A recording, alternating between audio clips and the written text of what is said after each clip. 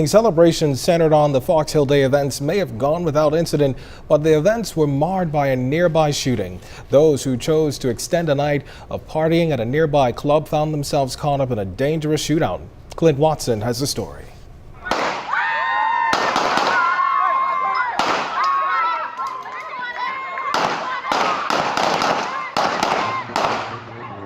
It's a sound all too familiar in this community, gunshots ringing out in Fox Hill and screams as nightclub patrons scrabble for their lives. Superintendent of CDU Paul Rolls says police were notified of the gunshots and arrived on the scene. That's when persons in the large crowd reportedly opened fire on police. The officers returned fire, however, persons escaped in a vehicle.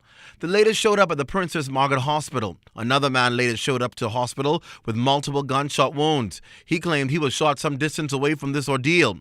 He's now in critical condition. Now police are holding the injured men believed to be responsible for this morning's incident. Area MP Fred Mitchell says the festival itself was well policed and without incident, but there are obvious challenges that the community is dealing with following the December tragedy in which 4 people were killed. I think emotions are still quite raw. I mean, as you know, when we had the groundbreaking on Wednesday, that, it just brought it all back up again, and people were simply quite distraught.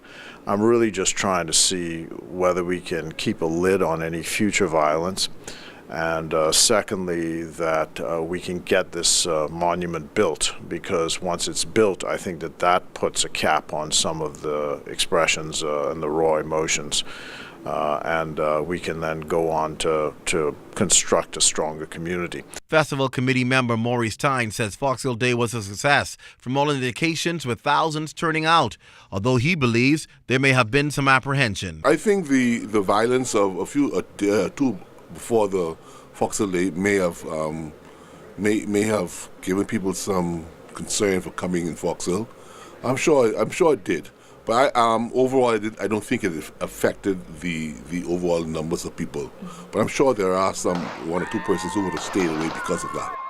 Clint Watson, ZNS Network News.